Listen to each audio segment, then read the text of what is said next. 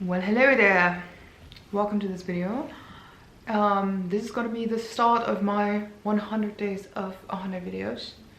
I hope I can actually make it to like 100 days, you know, being like fully consistent. I think the beginning is gonna be easier and it might get a little bit more difficult towards the end. Or actually the other way around, we'll see. Anyways, yesterday I stayed up until like 4 AM writing down like a bunch of ideas, just being creative and writing down a bunch of ideas for this 100-day challenge, because yeah, if I leave my videos up that I posted before this, if it's not just a marketing gag to create scarcity, who knows, maybe it is. No, but if I do leave those up and if I don't just decide, okay, this is, you know, gonna be like a little bit of a fresh start, then yeah, you've already heard me talk about this like a bunch of times, but basically trying to find my niche. I love so many aspects of YouTube that I don't want to get stuck in a niche right away. Instead, I came up with the idea of just doing like a relatively low effort way for myself to try out a bunch of different niches and to just take like a little bit of a meta perspective on YouTube. As a YouTube addict myself, you know, somebody that spends a lot of time on YouTube and has for a long time, I just want to kind of, you know, experience a bunch of different sides of YouTube. So that's what my plan is. And in today's video, I'm actually going to be ranking YouTube niches, like YouTube communities, by how much fun I think that they have. First one, I think actually is going to be at the bottom. I think the total bottom in terms of fun, family vloggers. I think if you're on YouTube for a while, then yeah, we've heard a lot of criticisms of family vloggers. We've heard a lot of things going wrong with family vlogging, and as much as I can imagine, it's also a pain if you do have like a YouTube channel and you also have a family and your kids are into YouTube. I can only imagine that it's like a pain to keep them off YouTube, you know, to not include them. But I think that's like the other extreme, not even extreme side of the spectrum, but I think that's relatively niche cases in terms of if you're having a baby that can't consent or whatever, like putting them on YouTube, whatever. Filming with kids doesn't seem very fun. Like, to me, that's probably like the least fun, I imagine, the least fun niche. Makeup gurus. Actually, first, yeah, makeup gurus. I think, you know, back in the days when I was like balls deep in the beauty community, I think they did have fun, but I think it was also, there was a lot of money there, so there was a lot of like gold diggers in the scene and a lot of fakery and a lot of like collabing just for the sake of like, you know, like reach and sales and all that stuff. I mean, even I was totally a victim of buying so much unnecessary makeup shit, so it worked, you know, like it probably was at the time like one of the most effective in terms of marketing on YouTube. In terms of fun, if you like doing your makeup, I think it's fun to do it on camera, you know, to chat or whatever and to show it off. However, I think in terms of pure fun, I would maybe give them like a 6 out of 10. I don't think it's like that fun, you know? Especially because a lot of them with makeup, yeah, you can try new techniques and this and that. And I think maybe even the medium of like TikTok and stuff is a little bit easier for it because it's a little bit shorter form. But I think in terms of like trying to have a perfect face, always, you know, like looking good on camera, in terms of doing a lot of the same routine every time, you know, always doing your foundation, always doing this and always that. It's a very critical audience, I imagine. So out of fun, I would give them like a 6 out of 10. Travel YouTubers, it looks so fun. Like, it looks exhausting too, you know, some travel YouTubers. Depends, you know, like Kara and Nate, for example, seems fun, but it does seem like they need an entire support team just to keep up what they're doing. Then like people like the channel like Jetlag, the game, that seems so fun, bitch. That's on my like vision board for next year, whatever. Like, bro, if you will know I've become a master manifester if you see me on Jetlag the game. Like, I think it's totally exhausting, but it seems like so much fun.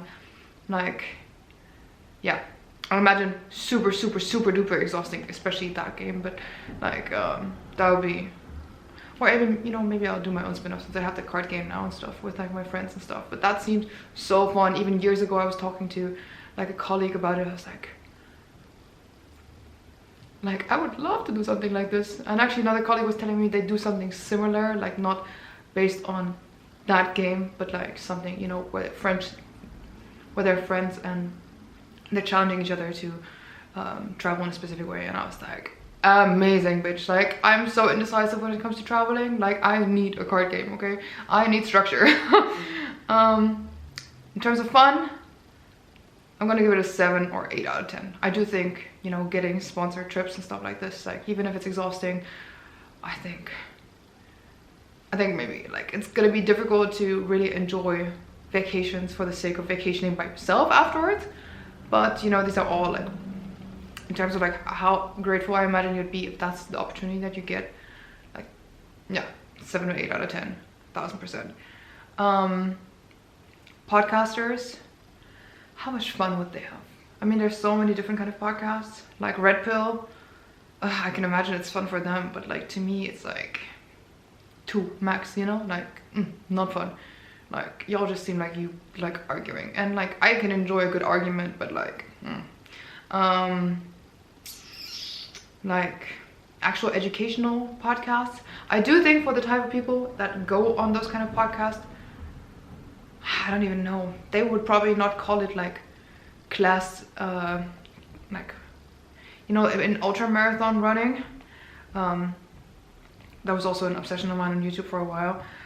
There's like type 1A and type B fun. Like type A fun is doing something that's fun in the moment, and then type B fun is something that you look back and it was like a fun experience, like running like 100 kilometers. I think for educational podcast people, I think it's more like the latter, you know, like they'll be totally serious talking about some educational topic, and then but if they were to reflect, I imagine they'd be like, this was so much fun, you know, but meanwhile they're just having like a serious conversation. In terms of like more like fun podcasts, I'm thinking of like Tana and Brooke, for example, or just like people chatting or like that. I think that's very fun. I think that would be like a solid 8 out of 10 fun, at least. A lot of potential for drama and gossip, but yeah, in terms of educational, I would probably say I'll give it like a 7 out of 10 fun. I do think for them it's fun, especially because then you get into this community of like-minded people that are curious about what you say. I think that's very type 2 fun. Conspiracy theories, to me, seem so fun. Bro, like if I wasn't scared with EU law, like restrain me, bitch. I want to talk about conspiracies, you know, but like at the same time, it's not worth it, because like the kind of people that you attract is like either the conspiracy nuts, which are ride or die type of people, you know, but also like a little crazy, you know, like a little crazy. Like if they agree with you, they're like gonna ride with you, you know, but also they're a little bit crazy, you know. So like the spectrum of conspiracy people goes from be skeptical and like be open-minded to like the earth is flat, you know. So like it's kind of like a slippery slope in terms of how fun it is, like in the long term. If you agree with them, fun, very fun, okay? Extremely fun. Like, but yeah, if they don't agree with you, not fun. And a lot of people that outside of the community are coming in to disagree with you, not fun. And dealing with crazy people, not the most fun either. So I would give it a solid, from my perspective, still a solid 7 out of 10. If you can take it, if these kind of things don't stress you out, if the topics in and of itself don't stress you out, fun, very fun. I like to watch a little tarot card reading. I don't know why I feel a little shy about that. I mean, maybe my fellow girls and boys who like tarot card, they understand, you know, like even me showing like my algorithm or something, like I would be shy about that just for like the YouTube, like the tarot readings that pop up, you know. It's just easy, nice to listen to. It's like good vibes, like they're talking about positive stuff, you know, like it's just easy to listen to. In terms of fun, I think you have like a lot of really supportive community. I don't think a lot of people come there to shit on anybody. I'm sure, you know, they would say, yeah, there's still people shitting on you, that's everywhere, but I think for the most part it's like the nice spiritual side of like YouTube where people are, you know, relatively nice. Fun, I mean, it's not like funny fun or whatever necessarily, even though it can be. I would give it like a 6 out of 10. 6 out of 10 fun. Streamers, yeah, it depends. There's so many different kind of streamers. Like say like the big ones like Kai, Speed, people like this. Seems fun, but also seems exhausting, like absolutely exhausting. And like, I don't know, the reach seems crazy, you know, that you get followed everywhere. I mean, obviously those are like the top tiers in their field. Depends, so many streaming. I'm just gonna give it like a big average. I don't really watch the most streams. Here and there I'll dabble in like a little snippet of a stream, but I don't really know, like gaming, less fun. But anyways, I would say overall I would give it a 5 out of 10. For me personally, I don't, it's not my preferred type of content. Commentary, depends. There's so many commentary. Drama, seems fun, seems easy, seems fun to talk about, but at the same time, seems a little negative. People will probably have all their own opinions. They will condemn you for even having opinions yourself. In terms of fun, I'm gonna give it a solid 5 out of 10. Political commentary, oof, like kind of fun, but like the worst audience, you know, like in terms of audience, and then most people that are coming for you. Like in terms of fun, I would probably give it like a solid 3 out of 10. Like I think there's people that do it for fun, like kind of adjacent with like the shit posting. I've been recently watching some of like Nuxanor's videos. To me, super fun. Like literally, you will catch me laughing out loud at his videos. And like people like Asmongold, it seems like, you know, he has fun, but because he's like super stable. So you have to have the personality for it. It's like kind of a similar type of breed of people than the conspiracy people. You just have to have really thick skin and like be really solid in your own opinions.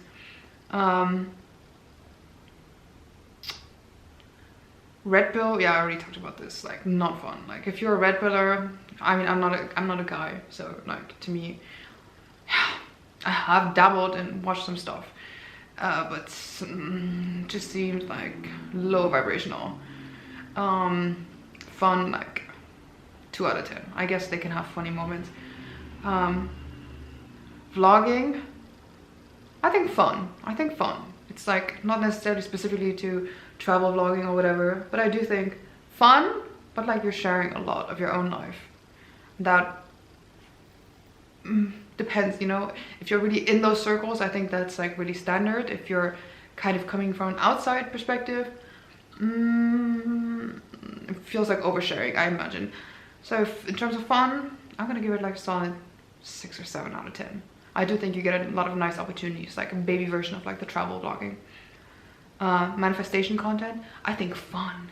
Like it's not the most fun topic necessarily, but like you have an amazing community. Like nobody comes to manifestation videos, I feel like, to shit in the comments or to be nasty or whatever. Like I know, again, same than the tarot thing, you know. I think it just draws in the spiritual people. I'm not saying nobody is in the comments being annoying. I'm sure they are, but like I think it's not that bad, you know. Like I think for the most part, it's people who are like, oh wow, da, da, da, da. So it seems fun. In terms of 1 out of 10, yeah, it's not like active fun type of content necessarily, so I'm gonna give it like a 6 or 7 out of 10. I do think it can be really rewarding. Spiritual, I think it's gonna be the same for me. 6 or 7 out of 10. Rewarding, but not necessarily like fun. Oh my god, take a shot every time I say fun, like you'll be dead. Astrology, kind of similar, but I think less fun, more rewarding. So I'm gonna say 5 out of 10. Food reviewers, that seems fun, bitch. That seems fun. Like food reviewers, ooh, hell yes. Like unless you're like that bandana guy, I don't remember his name right now. He eats all kinds of shit and you'll just, you know, raw dog, like trying the most disgusting food. And you know, I would be more picky. If I was a food reviewer, I would be like, no, I want to try the things that I want and like travel the world and go find those, you know. But like Fun, I would say 7 out of 10, solid, at least. Mukbanging doesn't seem so fun. You're just sitting there stuffing your face, like, ugh. Like, I used to watch when I was more on my coming out of my fat era arc. I used to watch quite a lot of mukbangers for some time. Oh my god, what's his name? What's the guy? Eric the Electric. That he does like food challenges, like kind of disgusting, but I watched so many of his videos, like. But that can't be fun. It can't be fun to film, you know, like. Unless you're like eating very like normal, you know, like your appetite kind of portions, and you're not just training your stomach to be huge so you can eat these massive volumes. Not so fun. I'd give it like a 2 out of 10, 3 out of 10 fun. No. Cooking, I can imagine it's very rewarding. People who really love to cook, and I've just been getting into it, especially this year, they love to have other people enjoy their food, and maybe they don't get the type of reward of seeing people eat their food, but I think of spreading their recipes and, you know, getting people that say, oh, I've cooked this, it was amazing, and da da da da. I think very rewarding for the type of people that like to cook. In terms of like active fun, I would rate it, or still like at least a 6 out of 10, probably more like a 7 out of 10. People with specific skills, like Mark Rober with the engineering, or like I did a thing with engineering. I kind of love his channels. Like love his channel. I think he's so sarcastic and funny. Even though I don't watch all of his videos, but like whenever I do, it's like I can't even like, I love sarcasm, but I don't really understand it all the time. So sometimes I'm just like, okay. But other like DIY kind of people, I think fun. I think if this is genuinely what you enjoy doing and you just found an outlet, I do think it can be, after a few years, it can kind of become boring. If you're somebody that likes to switch between topics. Like I was watching Jazza yesterday, that art YouTuber from Australia. Also fun, but like at the same time, I can imagine difficult because you pour so much of your creativity and like joy into it. Maybe less so with like the I did a thing, engineering type of things. A lot of effort, and you don't know how much payoff, and I think that can kind of mess with the fun aspect of it. So I would give it like I still think it's very rewarding and like kind of nice to have company around, so I'm gonna give it like a 6 or 7 out of 10. Shopping, I don't even want to say like I would love to be a good shopper, but like I've recently realized about myself that I like shopping. I love to window shop. I love to go and walk into a bunch of different stores, but like trying on clothes, all this stuff, for example, or like even in like going to like for stuff around the house and stuff, bro, it stresses me out. I don't like shopping like this. Like Amber Shawl type things, like if it's your passion, that seems so fun, bitch. Getting paid and being able to tax deduct like the things that you're shopping is so fun. I'm gonna give it like a, and also making it like aesthetically pleasing, I think very fun. I'm gonna give it like a 7 out of 10, probably. Then like girl content, yeah, I think the girls will understand what I'm saying. You know, there's all kinds of different, like whether it's more like girl tips, or like girl psychology, or like female psychology, or like talking about relationships or whatever, stuff like this. Kind of similar to educational and psychology related. Yeah, that's the next one. I'm gonna give it like a 6 out of 10 fun. If you're really inspired by engaging with women as a woman, I think then you'd have more type 2 fun. Psychology, I think you can feel like an imposter because there's so many people that think so deeply about stuff like this, kind of. I mean, it's technically also educational, but like, I don't know. For me, making like psychology videos, it's like, I don't want to seem like I think I'm an expert, because like it's different for everybody, you know, like you only have your own POV, you don't know what it's like for everybody else. So for me, I'm gonna give it, like in terms of fun, 5 out of 10. But rewarding, like if you're enjoying this, if this is easy for you, if this is, you know, like if this comes natural to you, it's like, I think it's an easy 7 out of 10 fun. even though it's like not fun, you know, it's like type B fun. Challenge videos, or like niche, or like the YouTube trends kind of. Yeah, I'm thinking Mr. Beast type of content, or like even before, whether it's like sitting in the car and like ordering what the people are in front of you ordering, or you know, like different YouTube challenges that came up. Seems like a fun way if you're like a lifestyle vlogger to kind of spice it up and to enjoy. In terms of like the actual games, like Mr. Beast games type shit, is it doesn't seem like active fun to me, you know? Like it seems like really interesting and engaging kind of. I don't know, I'll give it like a 6 out of 10. Finance.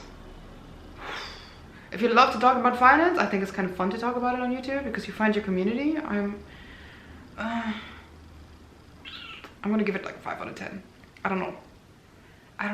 It seems like a lot of pressure and you have to be careful with rules and regulations.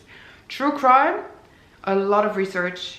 It's a lot of nasty stuff. It's kind of similar to conspiracy. I think if you're built for it, it can be fun, but also I think the nature of the kind of content you're talking about is a little heavier. So I don't think it's like active fun. I think it's more like long essays kind of fun. So I'm gonna give it like a 5 out of 10. Video essayists, yeah, depends, you know. People do deep dives on like TV shows, for example. I think that seems more fun. Then there's deep dives on like, I don't know, icebergs, conspiracy stuff, whatever kind of deep dives. I'm gonna say it sounds fun, but a lot of research. If you like doing this kind of stuff, and a lot of editing and stuff like this, so I'm gonna give it like a 6 out of 10. Tech reviews or like car reviews. Tech reviews seems fun. Car reviews seems more fun. But I think you get used to it very quickly in terms of it doesn't feel special anymore. I think traveling still feels special, even if you're doing it for 2 years, even if you're tired and whatever, it's still, you know, you get to that place and you're like experiencing that place. And there's people around you to experience it with you, or to take you to experience it. I think it's a little bit easier to stay grateful in that. I think, you know, tech review, car reviews just kind of just becomes like, this is what I'm doing, like this is just a normal day on the job. So I think in terms of fun, I would probably only give it like a 5 out of 10. However, if you're like a car freak and like this would be your dream job, I can imagine that this is like type 1 fun, you know, like you'll still enjoy it. Yeah, that's all the ones that I came up with. Obviously kind of inspired by like my YouTube interests. Not that all of these are like my YouTube interests, but like the ones that came to mind with for me, and then a little bit with ChatGPT together, you know, brainstorming. So yeah, in terms of which one I see myself in the most, I don't know yet. I will figure it out. Just stay tuned, I guess. We will see. Yeah, all right, I'll see you in the next one. We're starting the 100 days, all right? So tomorrow, and don't get used to my face with makeup. I might do it with makeup, I might stick to it, but I also might, you know, just be like, keep it low effort, bitch. Let's just be chill about it. However, when I'm looking at the viewfinder, I'm like, they deserve to see me at my best. They, the individual 4 people that I know. All right, thank you. I will see you on my next video. Bye. Day 1 done.